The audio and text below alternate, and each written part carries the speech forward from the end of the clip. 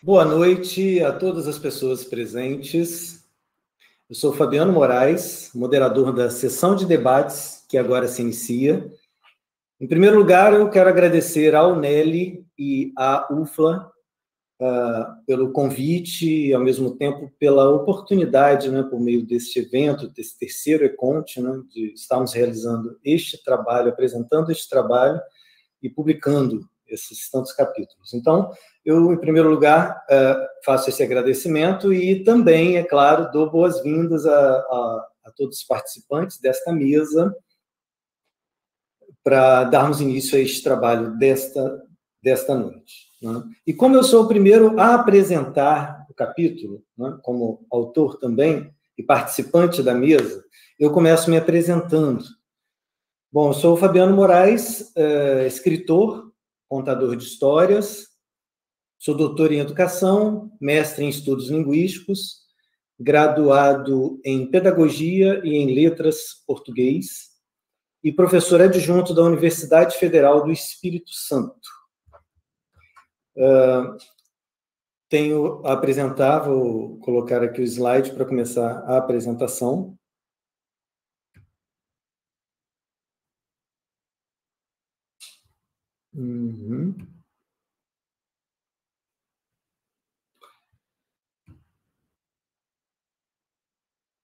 Deixe-me ver aqui, um momentinho aqui. Isso.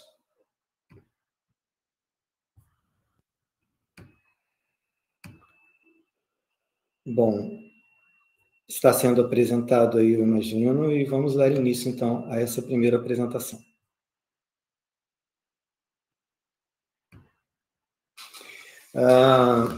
Bom, o título deste trabalho, desse capítulo, é Narração Remota, dos tempos remotos aos nossos dias. Eu começo com um trecho, na verdade, o refrão, de uma canção de Rubinho do Vale. Rubinho do Vale canta na canção O Trem da História. Vamos embora, gente, olha o apito do trem. Vamos seguir a história com a canção brasileira para que nossa memória não se acabe em poeira. Repetindo o último verso. Para que nossa memória não se acabe em poeira. Então, eu parto justamente dessa analogia com o trem, e rememoro aqui um fato. Emissor e receptor, em outras palavras, contador e ouvinte de uma história, por milênios ocuparam o mesmo lugar-momento da narração oral. Vamos entender melhor isso. Aconteceu, daqui a pouquinho voltaremos a isso, aconteceu que no final do século XIX, a partir dos estudos de eletromagnetismo, algumas tecnologias tornaram possível, pela primeira vez, escutar narrativas orais num tempo e espaço distinto daquele da emissão. Já vamos voltar a isso. Essas tecnologias, como o fonógrafo, como o rádio em seu primórdio, seus primórdios, o telefone, são consideradas antigas, essas invenções, ou remotas por algumas pessoas, certo? Por isso eu boto entre aspas, porque eu venho aqui defender justamente o fato de serem extremamente recentes, de ocuparem o mesmo vagão que nós, nesse longo trem da história, em que alguns vagões mais à frente estão as narrativas neoclássicas, mais adiante as medievais, mais adiante as antigas, e muito adiante os vagões com aquelas histórias e narrativas que se perdem, enfim, algumas, mas que não chegam por meio das cadeias da oralidade, dessa corrente da oralidade, certo? Anteriores ao uso da escrita na nossa sociedade. Bom, vamos falar, então, de tempo e espaço. Tempo e espaço são entes que nos regem e que convencionam o modo como nós contamos histórias ou narramos o mundo. Tempo e espaço de coleta e de transmissão podiam ser diferentes desde sempre. Como Benjamin diz, eu posso escutar uma história num ano e contar no final da minha vida essa história. Posso escutar a história num lugar e contar em outro lugar totalmente diferente. Tempo e espaço diferentes de coleta e transmissão. Mas o tempo e espaço de narração e escuta seguiu sendo o mesmo por milênios. Quando surge, então, a narração oral remota, tempo e espaço de emissão e recepção se despregam pela primeira vez, se descolam. Estou falando de oralidade, não de escrita. Então, na oralidade, a narração oral remota síncrona, por exemplo, por telefone ou pelas emissões ao vivo, em princípio pelo rádio, depois por pela TV e agora pela internet, como aqui agora, né? Estamos numa emissão oral remota síncrona, em espaços diferentes, eu que emito e vocês que recebem, nós estamos, mas estamos ao mesmo tempo, é assíncrona. Na assíncrona, como esse vídeo vai ser gravado, né, uma pessoa de um outro lugar, diferente de onde eu estou, e daqui a 10 anos, talvez daqui a 20 anos, para assistir a esse vídeo, essa seria a narração oral remota, no caso da narração. Nesse caso, seria uma transmissão oral remota assíncrona, tá? Então, disso nós já estamos sabendo bem por conta do momento em que estamos vivendo. Vou falar dos primeiros registros, embora não seja o escopo do nosso trabalho, para lembrar que existia alguma coisa antes do momento em que se inicia a nossa abordagem, que é a década de 20 do século passado. Bom, o fonógrafo, aquele equipamento que grava os fonogramas, que são os discos, né, possibilitou as primeiras narrações assíncronas no Brasil. Lembrando que a Casa Edison, no Rio de Janeiro, era onde se fazia essas gravações em disco, né? E o primeiro disco gravado com música, com a canção Isto É, Lundu, gravado pelo Baiano, foi gravado em 1902. No ano seguinte, surgem as primeiras narrativas. O próprio Baiano e outras pessoas mais gravam discos com narrativas, que eram narrativas cotidianas, e em alguns casos, quero dizer, piadas facécias que se contavam no dia a dia, né? Algumas, inclusive, carregadas do modo de se ver o mundo na época, alguns preconceitos, inclusive. Não será o nosso foco. Nós vamos pegar a partir do final dos anos 20 e início dos anos 30, quando nós encontramos alguns registros mais cuidadosos com histórias para crianças e contos tradicionais e que estão vinculados, de fato, a essa perpetuação, mais do que a um experimentalismo, né? Embora sejam interessantes para análise, não será o nosso foco. Bom, o escopo do nosso trabalho, então, nós não vamos para o telefone por ser interpessoal, com 2 pessoas, em princípio. O cinema também não vamos por terem predominado as dramatizações, né? Bom, vamos partir do fonograma, que posteriormente vai tomar a forma de CD, né? Os videotapes, que viraram DVDs, certo? Que possibilitam a gravação para uma transmissão assíncrona, né? O rádio, que permite a transmissão síncrona, TV e internet também, que inclusive permitem também gravações e emissões posteriores, né? Mas esses serão os nossos focos, certo? Então, vamos falar de narração, sim, independente de ser lida ou memorizada. Por quê? Principalmente por não termos material para distinguir, não tínhamos registro na história da rádio, principalmente nos seus primórdios e da TV, não tem esse material registrado como escrito, enfim.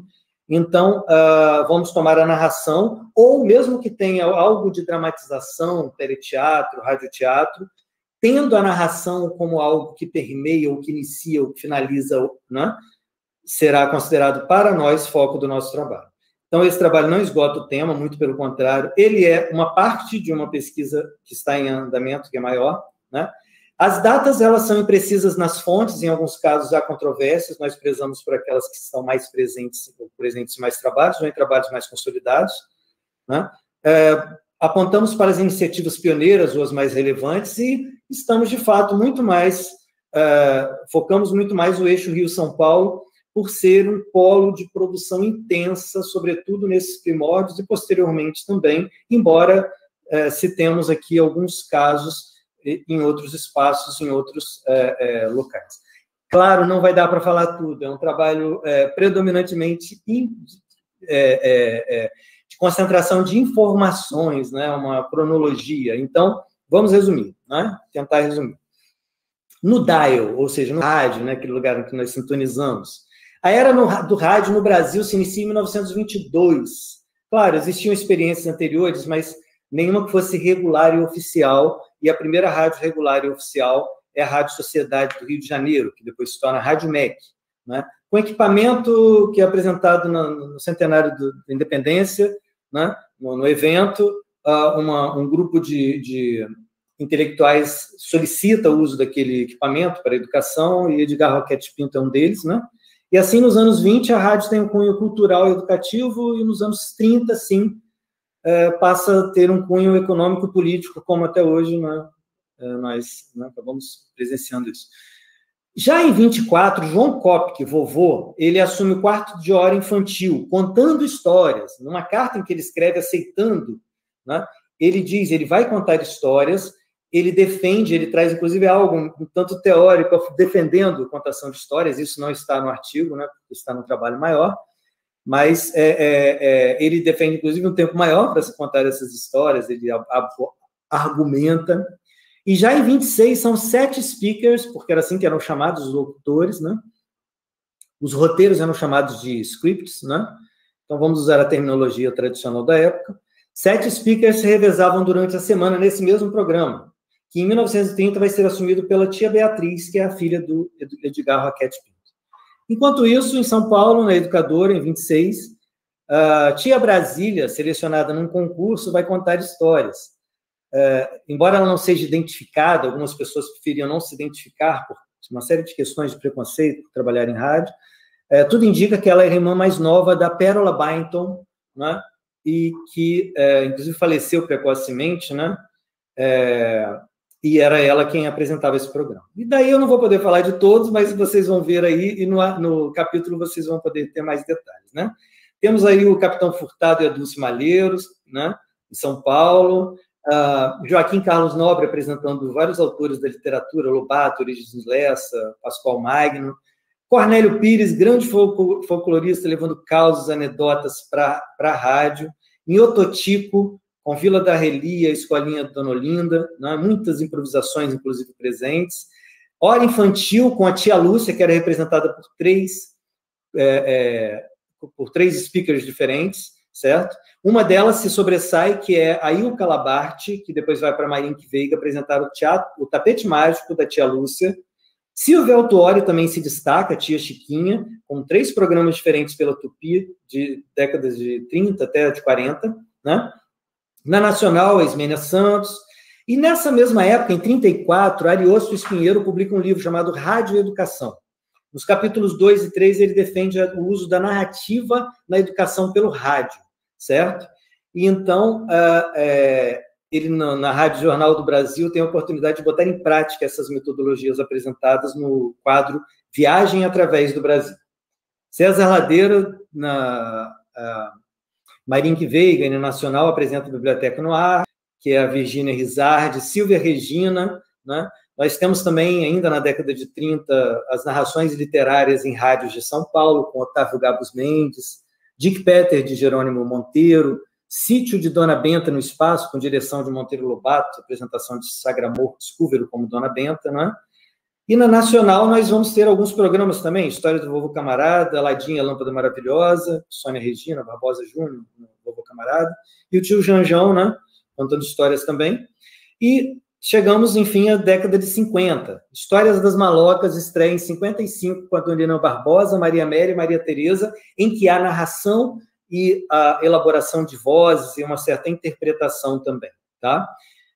Malba também, ele participa de programas pela Marink Veiga Nacional, embora não haja maior detalhamento, é provável que tenha contado história, né? Bom, paramos por aqui na rádio, porque na década de 60 a TV, ela toma cena, né? Há muita coisa feita a partir daí, a rádio continua viva, muita coisa sendo feita. Mas, para o momento, nós ficamos por aqui. Nos discos, 29 e 30, 1929 e 1930, Cornélio Pires, com Sebastião Arruda, gravam uma série de discos com narrativas, com causos, anedotas, né? Luizinho participa dos discos de 1930. São 17 narrativas em cada um desses 2 anos. E uma, especificamente, é destinada a crianças, certo? Estraguei a Sapaiada, né? 33, Malba grava histórias, depois vem o Capitão Furtado gravando sozinho, ou com tia Chiquinha, ele grava com Varenga e Ranchinho, de 36 para frente. Elisa de Rezende conta a história da formiguinha que não é a Formiguinha Neve, né? O Sapo Dourado, orquestrado por Raquel Tavares, enfim, é depois regravado por Magalhães Graça como narrador em 39. E em 43, Braguinha assume a direção da Continental, eu falo sobre isso no capítulo do livro publicado pelo Segundo Econte, né? No último evento do Segundo Econte. Não falo mais da coleção Disquinho, são discos que resultam nessa coleção tão famosa, né? Depois a Varenga e Ranchinho, 45, 47, gravam, aí tem o elenco da Rádio Teatral, a tia Chiquinha grava sozinha depois. Nos anos 50, são várias pessoas gravando, inclusive Bibi Ferreira, né? alguns já citados aqui, outros não. E Júlio Gouveia inicia e termina a narração do Sítio do Pica-Pau Amarelo, que é uma dramatização, né? Em disco, foi gravado em disco, né? Ele inicia e termina com narração, certo? E a partir dos anos 60, figuras, né, que estão na mídia com muita força, inclusive gravam histórias, como é o caso de Silvio Santos, né? Roberto Carlos, o Capitão Asa, né, que apresentava o programa pelo Tupi, como nós já vamos falar aqui na frente. Bom, os causos também aparecem. Nós destacamos aqui Rolando Boldrin, com um LP exclusivo de causos, em 82. Saulo Laranjeiras, em todos os discos dele, praticamente tem um caos contado. E Geraldinho de Goiás, com um LP de causos. Temos goianos aqui nesta mesa, né? E estamos na UFLA, que é de Minas, então Saulo Laranjeiras está aí presente, né? Bom, CDs, temos vários amigos e colegas contadores de histórias do momento presente, não vai dar para ler o nome de todo mundo, infelizmente, mas aí estão. Saímos dos discos e fomos aos CDs, né? Saímos dos discos e vamos para a TV, na tela.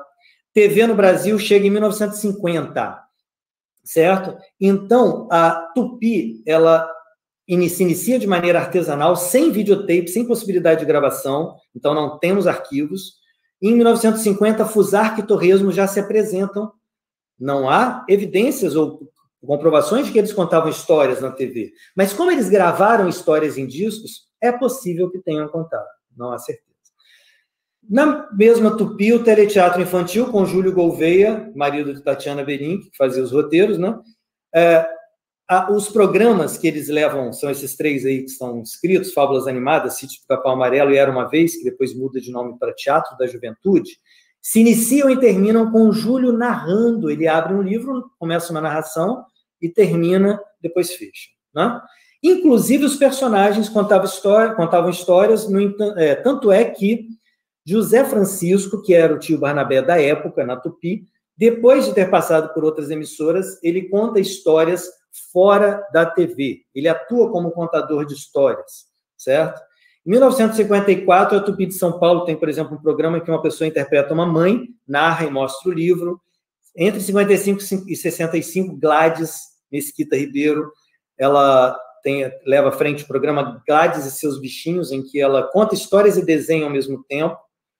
Contam que ela improvisava sem se repetir e apresentou mais de 1000 episódios sem repetição. A Globo vai ao ar pela primeira vez, e o primeiro programa exibido pela Globo é Unidunité, com uma professora que era professora de fato, a Fernanda Barbosa Teixeira. Ela, além de estar numa sala de aula, que é um ambiente, ela conta histórias nessa sala. E no mesmo dia de lançamento, em que a Globo vai ao ar, Pietro Mário inicia o programa Capitão Furacão, em que ele conta histórias do mar aos seus grumetes, né? A Tupi contra-ataca com outro capitão, que é o Capitão Asa, Wilson Viana, embora não haja relatos de fato de que ele contava histórias do seu programa, ele gravou discos com narrativas. É possível que contasse. Capitão Furacão, sim, contou. Tia Fernanda também. Wilson Viana, possivelmente.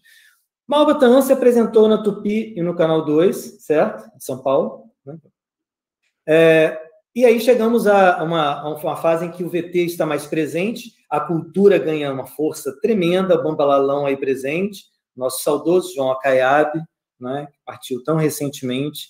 Não vai dar para falar o nome de todo mundo, mas temos os outros contadores de histórias ou apresentadores aí presentes, ou apresentadores que contavam histórias, né? A Gilca, saindo do circuito, nossa querida Gilca Girardello, referência para todos nós, contou no programa Contando Histórias, ela apresentava na Educativa do Rio Grande do Sul, de 79 a 80, né? Rolando Boldrin começa em 81 no Som Brasil, que depois de mudar de emissoras e de nome, chega como Senhor Brasil na Cultura.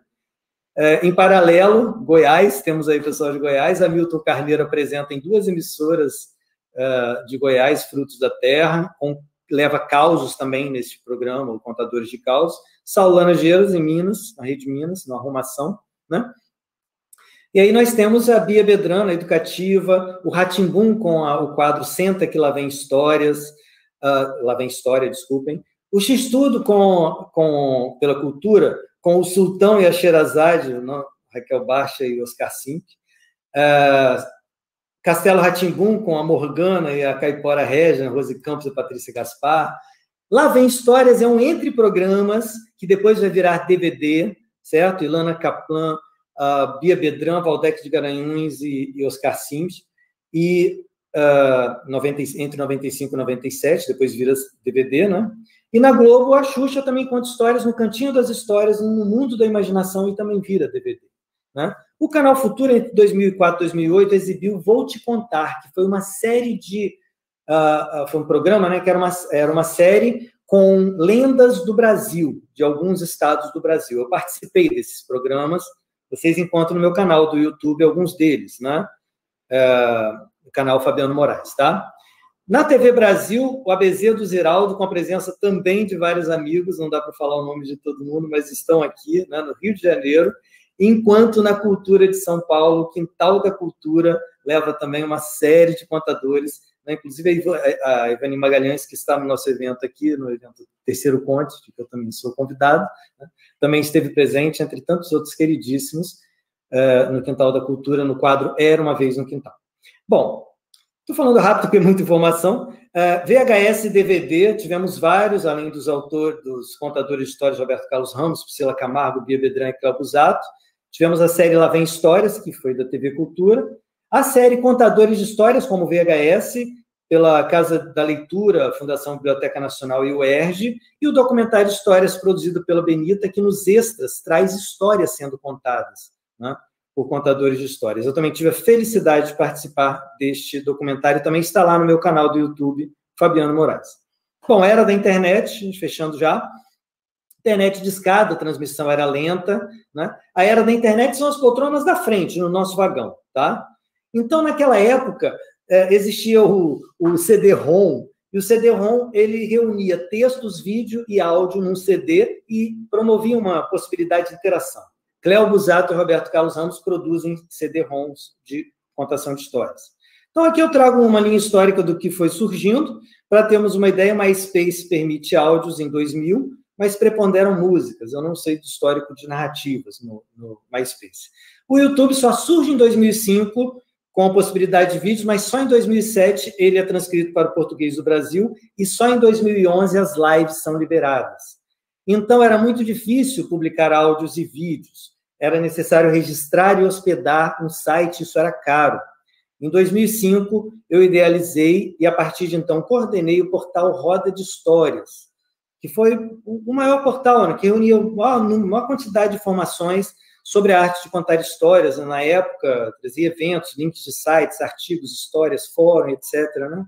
E tinha um player, né, que era como o podcast de hoje, mas tinha um player que possibilitava a publicação, a pessoa autorizava, eu publicava na seção Vozes. Esses vários contadores publicaram no site Roda de Histórias, né, pelo qual eu recebi o prêmio do Ministério da Cultura, o prêmio Culturas Populares de 2007. Né? Acabei de publicar no canal Fabiano Moraes do YouTube um vídeo sobre o Roda de Histórias. Lá vocês podem saber mais, que o nosso tempo, né, ele é curto. Então, na década de 2010 é que nós chegamos, as redes sociais se multiplicaram, é mais fácil assistir e postar vídeos e áudios, lives, podcasts, stories com celular, né? Histórias contadas remotamente, síncrona e assincronamente, é a nossa fileira de poltronas, certo? Então, no futuro, retomaremos este momento com um olhar distanciado. Por ora, nos cabe viver e sobre ele refletir a partir do passado, certo? Então, eu falei rápido, porque era muita informação, desculpem-me, mas aqui eu fecho, né? Eu falei de poucas fileiras adiante, já tivemos muito do que lembrar. Foram 100 anos só do que eu falei, certo? Só, considerando os milênios, né, que já temos como contadores de histórias na nossa humanidade. Então, o que eu defendo? Conhecer os colegas de vagão, esses que nós citamos aqui, que desbravaram essa recente e não remota forma de narrar, que nós chamamos de remota, certo? Ou que nós chamamos de forma narração remota, né? E que é bem recente, embora seja remota pela distância. Bom, então, reconhecer os que nos antecederam e contar aos que virão para que futuramente se lembrem deles e de nós, meros elos de uma cadeia ancestral. Afinal, para isso fomos feitos, para lembrar e ser lembrados. Vinícius de Moraes. É isso. Muito obrigado. A bibliografia vocês encontrarão no capítulo. Bom, encerro aqui a minha apresentação, era um tanto de informações, eu até comuniquei ao grupo, e neste momento volto como mediador dentro do tema, então é uma riqueza esse nosso debate, e a próxima pergunta, ela vem para mim, então eu leio e respondo, certo? Bom, a professora doutora Ilza do Carmo Vieira Goulart pergunta para o professor doutor Fabiano Moraes: as narrativas de histórias têm uma história. A solicitação no chat foi que comentasse mais sobre essa linha do tempo da contação de histórias nos últimos anos. Então, repetindo, as narrativas de histórias têm uma história. A solicitação no chat foi que comentasse mais sobre essa linha do tempo da contação de histórias nos últimos anos. De fato, isso vem me movendo há um tempo. Eu me lembro que foi em 2003 que eu preparei uma primeira linha do tempo, vamos dizer, né? Numa oficina, um curso, na verdade, que eu dava, de 80 horas, que acontecia aqui em Vitória, e nesse curso eu trouxe uma reflexão em que eu partia de 1903, vamos dizer assim, e chegava a 2003. Então, eu descrevia um tempo em que não havia rádio, nem televisão e nem internet. Depois eu pulava 34 anos, chegava a 1937, onde já havia rádio, as pessoas se reuniam em torno do rádio, se reuniam, trocavam histórias e olhares. Na fase do rádio, não podiam mais falar enquanto a narrativa vinha do rádio, mas podiam trocar olhares e se reuniam. Era um rádio só. Em 69, 32 anos depois, se reuniam diante da televisão, não podiam trocar olhares e nem vozes, mas se reuniam ainda. Mais 34 anos, nós chegamos a 2003, quando as pessoas, cada uma tem um computador pessoal, 2003 isso, tá? Cada um tem um fone de ouvido com um radinho, um MP3, cada um tem uma televisão no seu quarto, e as pessoas nem mais se reúnem, né? Cada um interage com o seu próprio computador. Hoje nós temos o celular, enfim, muita coisa mudou de lá para cá, né? Ainda mais. Então, isso foi em 2003, e quando eu participei do documentário Histórias, eu já disse para vocês, tem no meu canal do YouTube acesso a esse documentário completo, linkado do site do canal da própria Benita Prieto. Vocês encontram lá o trailer no meu canal também. Então, quando eu participei desse documentário Histórias, tem vários contadores de histórias, eu resumi bastante essa abordagem com essa linha do tempo. Por que isso sempre me intrigou? Eu penso que essa visão imediatista que nós temos na nossa cultura faz com que nós pensemos 10 anos como muito tempo, 20 anos como muito, muito tempo, 50 anos como 100 anos como uma eternidade, quando isso é nada, né? É muito pouco, sobretudo quando falamos da oralidade, que está presente entre os seres humanos há dezenas de milhares de anos. Então eu ficava, o que são 100 anos? O que são 500 anos? É isso, é muito pouco. Então isso é uma linha recente. Eu penso que essa história da contação de histórias, sobretudo essa mais recente, em que muitas mudanças ocorreram, e é Walter Benjamin que nos chama a atenção, e eu falei bem resumidamente isso no documentário, mas depois eu trouxe para esse livro que eu publiquei com a Lenice Gomes, Alfabetizar Letrando com a Tradição Oral, pela editora Cortez, tem uma seção chamada Século XX, Mudanças Aceleradas, em que essa história ela é mais esmiuçada, tem toda a história de um menino que nasce de parteira em 1903 e que ele completa 100 anos em 2003. O que ele viu? O que ele passou no que diz respeito à narração, à tradição oral e à contação de histórias? Né? Foi publicado em 2013. Em 2015, eu estive, inclusive, ao lado da Edivânia, numa plenária na Câmara de Deputados Federal, né? Em que nós falávamos sobre uma plenária pública, né? Audiência pública, nós falávamos sobre a importância de uma Semana Nacional de Contadores de Histórias, né? Era um projeto de lei, né? Então, nessa ocasião, eu tracei também o histórico, não foi? A Edivânia estava lá, um histórico. Então, isso sempre me intrigou bastante, era o histórico do narrador, de quando surgiu a palavra contação pela primeira vez na escrita, né? Lá em Guimarães Rosa, e posteriormente a Fanny Abramovic traz para os jornais. Então, eu gosto dessa questão do histórico, né? E mais recentemente, em 2019, no livro Os Encantadores de Histórias, do Segundo Leconte, né? Em que eu tive também a felicidade de tratar desse tema que tanto me instiga. Eu trouxe aqui o capítulo, ele existe em e-book, está disponível gratuitamente, tá? E o título do capítulo que eu publiquei foi Entre as Ondas do Rádio e as Salas de Aula, a contação de histórias no Brasil dos anos 40 aos anos 60 do século XX, certo? Organizado pelas professoras Zilza do Carmo Vieira Goulart e Dalva de Souza Lobo, Os Encantadores de Histórias sobre Práticas Orais, Memórias e Arte Narrativa, pela editora Pedro e João. Então, é um tema que, de fato, me instiga. Eu penso que essa história, que alguns consideram, é muito tempo, para mim isso é muito recente, né?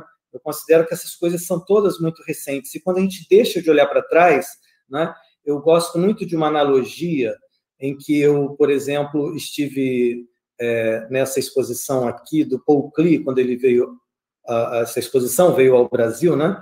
Vocês podem ver aí, ao lado do Ângelos Novos, uma pintura que pertenceu ao Walter Benjamin, né? Então, ao mesmo tempo, eu trago aqui essa mesma pintura, um desenho, vamos dizer assim, né? Mas é um quadro, em que... É uma pintura também, mas vamos lá. Uma pintura. Walter Benjamin vai nos trazer uma interpretação, vamos chamar assim, né? Ou uma narrativa a partir desse quadro, em que ele vai nos dizer, esse Ângelos Novos, né? O anjo novo, né? Ele olha atônito, né? Ele arregala os olhos, né? E ele olha justamente para o passado, ele é conduzido de costas para o futuro, certo? É o anjo da história, ele é conduzido de costas para o futuro por uma tempestade chamada progresso, e ele se espanta, ou ele se admira, ou ele se choca, enfim, diante da catástrofe única que nos aflige, se amontou em ruínas, que é o passado, certo? Então, eu reflito muito sobre essas questões, né, que Benjamin nos traz justamente no início de toda essa mudança. Ele, inclusive, tem, vamos dizer assim, tem, inclusive, um livro dele, né, ele fazia programas em rádio, né, ele narrava, vamos dizer assim, né, também, lendo histórias. Então, eu olho para esse anjo de Klee, certo? E me pergunto, quem são essas ruínas? E quem foram essas pessoas todas de que eu falei aqui? Onde elas estão? Nós somos o anjo? Não, o anjo é a própria história, né? Nós talvez sejamos penas, plumas das asas desse anjo. Como essas pessoas todas que eu citei aqui, em algum momento estiveram nessas asas, em algum momento caíram, como nós também, né? Cairemos das asas desse anjo e permaneceremos nessa trilha, nesse caminho, nessa continuação de analogia que eu pretensamente proponho, né? E essas penas, elas se amontoam em meio a essas ruínas. O problema é fazer com que essas penas que possuem história, que constituem a nossa história, também se transformem em ruínas, porque nós um dia seremos também essas penas que cairão em meio a todo esse amontoado. Então, como nós podemos olhar para esse tanto de vida, para essas tantas pessoas que contaram, que sorriram, que choraram antes de nós, né? E que, ao mesmo tempo, para que elas não se percam nessas ruínas, elas estejam presentes neste presente contínuo, certo? Em que esse anjo se move, né? Não sabemos para onde, certo? Então, essa é a minha provocação, é o que tanto me move, né? Essa atenção para o nosso momento a partir daquilo que nós esquecemos muito facilmente, sobretudo no Brasil. Bom, é isso. E para quem está interessado em saber mais dessa linha toda que eu falei, vocês vão ter em detalhes no capítulo do livro que está sendo, neste momento, vamos dizer, pré-lançado, né? Mas que vocês terão acesso, será gratuito, todo mundo vai ter acesso, quem se interessou aí no capítulo. É isso, gente.